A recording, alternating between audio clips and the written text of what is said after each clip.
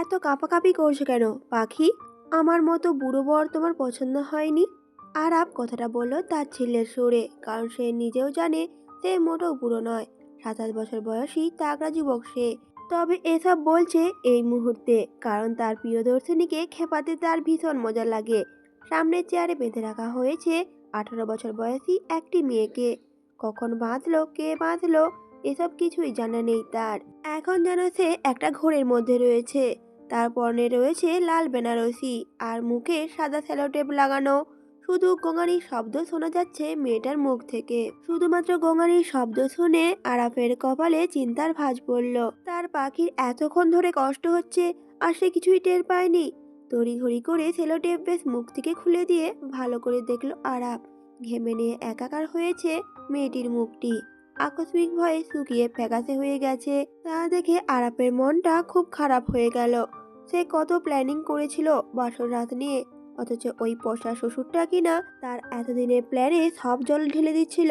তার ডিমগালকে বিয়ে দিচ্ছিল অন্য কারোর সাথে।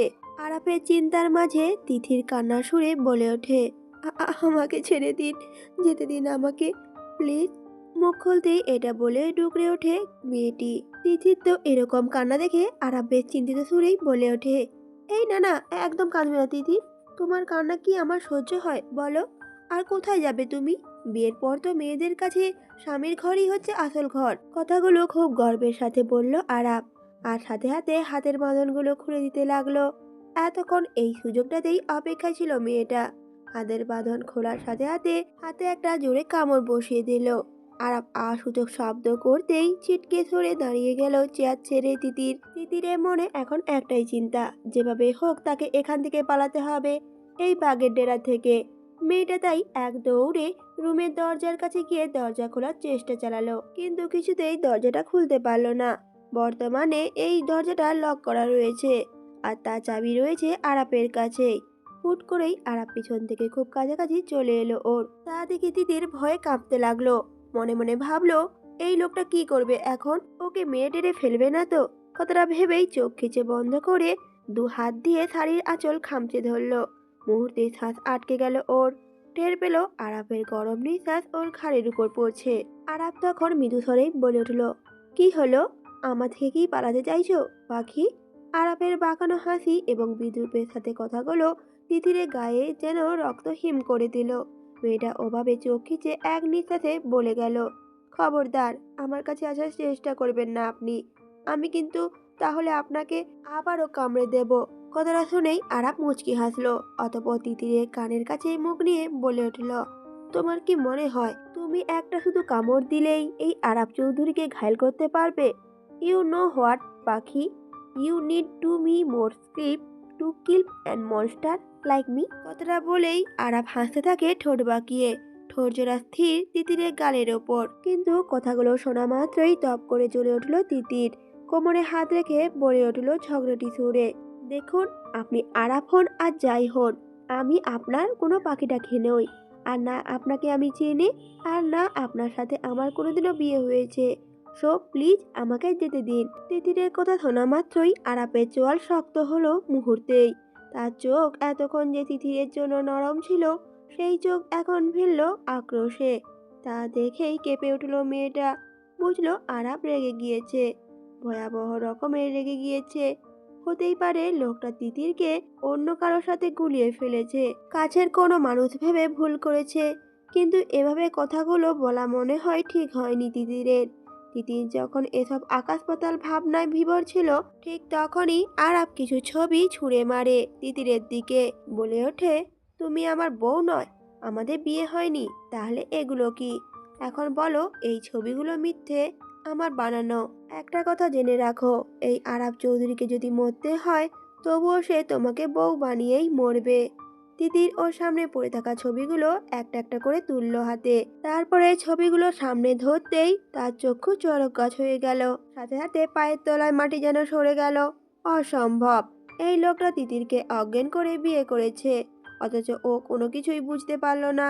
প্রথম ছবিটায় ওর আঙুলের ছাপ নেওয়া হচ্ছে কাবিননামায়। সাদা পাজামা পাঞ্জাবি পরে বর সেজে বসে আছে আরাফ, আর তিতিরকে ধরে রেখেছে এক পাশে। এই মুহূর্তেই ছবিটা তোলা হয়েছে ক্যামেরা বন্দি করে। কিন্তু তিতিরে ওসব কিছুই মনে নেই। কি করেই বা মনে থাকবে, ওর তো তখন জ্ঞানই ছিল না। ছবিগুলো দেখে তিতিরে হাত পা কাঁপতে লাগলো, ভয়ে আরো শুকনো হয়ে গেছে ছোট্ট মুখটা। এই লোকটা যে একটা সাইকো, বদ্ধ উন্মাদ যাকে বলে, এমন একটা লোককে তিতির কখনোই বিয়ে করতে পারে না। আর যদি বিয়ে করেও থাকে তবুও সেই বিয়ের কোনো ভিত্তিই নেই, কারণ ও তো সজ্ঞানে কোনো ছাপ দেয়নি কাবির নামায়। ঘৃণায় গুলিয়ে এলো তিতিরের শরীর, ভয় পেলেও ভেঙে পড়ল না তিতির। আরাপের দিকে তাকিয়ে আঙুল চোখে বলে উঠল, কোনো মেয়েকে অজ্ঞান করে বেনারসি পরিয়ে কাবির নামায় আঙুলের ছাপ নিলেই বিয়ে হয়ে যায় না আরাপ চৌধুরী? যেতে দিন আমায়। এতক্ষণ তিতিরের কোনো কথাই গুরুত্ব দিয়ে শুনল না আরাপ। দুদিকে ঘাড়গুলো মটমট করে শব্দ তুলে পরক্ষণেই আচমকা তিতিরকে একটানে নিজের মুখের কাছে আনলো। দুজনের মাঝে এখন 1 ইঞ্চি দূরত্বও রাখলো না। হাতে হ্যাচকা টান পড়ায় ব্যথায় গঙিয়ে উঠল মেয়েটা, কিন্তু সেদিকে নজর নেই আরাপের। মাথায় যে এখন তার খুন চেপেছে। নিজের বউ কিনা বলছে এ বিয়ে মানে না সে। প্রচন্ড রাগের মধ্যেও পেট চেপে হাসলো আরাপ। তিতির কি বুঝতে পারছে না আরাপ কতটা ভয়ঙ্কর হতে পারে ওর জন্য? না, বুঝতে হয়তো পারছে না, হয়তো তাই এতগুলো কথা বলার সাহস পাচ্ছে। পরপর এক হাত দিয়ে গোডাউনের দরজায় লক খুলল সে, অন্য হাত দিয়ে তিতিরকে টেনে নিয়ে গেল দরজার বাইরে। একই জায়গায় দুবার টানা পড়ায় ব্যথায় কুকিয়ে উঠল মেয়েটা। তাতে দাঁত চেপে চোখের পানি মুছে বলে উঠল তিতির, এতই যদি ভালোবাসেন নিজের বউকে তাহলে বারবার এভাবে ব্যথা দিচ্ছেন কেন? তিতির কথায় কোনো উত্তর করলো না আরাপ, তার দিকে তাকালোও না, বরং বলে উঠল সামনের দিকে চেয়ে, তোমাকে না পেয়ে এতদিন আমি যে ব্যথা সহ্য করেছি তার কাছে তোমার এই ব্যথা কিছুই না পাখি। তিতির অবাক হলো লোকটার কথা শুনে, কিন্তু তিতিরে কান্না কমলো না। কাঁদতে কাঁদতেই বলে উঠল আরাপকে, কোথায় নিয়ে যাচ্ছেন আপনি আমাকে? আমি আপনার মতো পাগলের সাথে কোথাও যাব না। কথাটা শুনেই আরাপ হাসলো, ভীষণ জোরে হাসলো। সেই হাসির আওয়াজে অন্তরাত্মা কাঁপিয়ে দিল তিতিরের। এখানে হাসির কিছু বলেছে বলে তিতিরের মনে হলো না, তাহলে এই লোকটা এভাবে হাসছে কেন? এসব ভাবনা চিন্তার মধ্যেই তিতিরকে ঠেলে গাড়িতে ওঠালো আরাপ। পরপর নিজের থেকে উপরে ঝুঁকে সিট বেল্ট পরিয়ে দিল। কিন্তু বের হওয়ার সময় তিতিরের কানের কাছে এসে ফিসফিস করে বলে উঠল আরাপ, প্রথম বিয়ে অজ্ঞান করে করেছি তো কি হয়েছে পাখি? পরে বিয়েটা তোমার জ্ঞান থাকতেই করব। এই আরাপ চৌধুরী যে তার পাখিকে শুধু একবার নয় বারবার বিয়ে করতে রাজি। আরাপের প্রতি উত্তরে কিছু বলার সাহস করলো না তিতির। এই পাগলকে কিছু বলেও লাভ নেই, শুধু সুযোগ খুঁজতে হবে এর থেকে পালানোর জন্য। একবার বাবার কাছে কল দিতে পারলে তিতিরকে খুঁজে বের করতে সময় লাগবে না ওর বাবার। গাইগুই না করে দীর্ঘশ্বাস ফেললো মেয়েটা, বসলো শান্ত হয়ে। আরাপ ততক্ষণে গাড়ি ড্রাইভিং সিটে উঠে পড়েছে। আজ যে আরাপ ভীষণ খুশি, কারণ তার পাখিকে আজ বৈধভাবে নিজের করে নেবে সে। কতটা ভাবতেই আরাপের বুকের ভেতরটা বেশ ঠান্ডা অনুভূতি হলো। আহ, তার পাখি। আরাপ গুনগুন করে গান গাইতে গাইতে গাড়ি স্টার্ট দিল, কিন্তু কি গান গাইলো তিতির বুঝতে পারলো না। ফলে চুপচাপ বসে বসে দেখতে থাকলো এই পাগলের পাগলামি।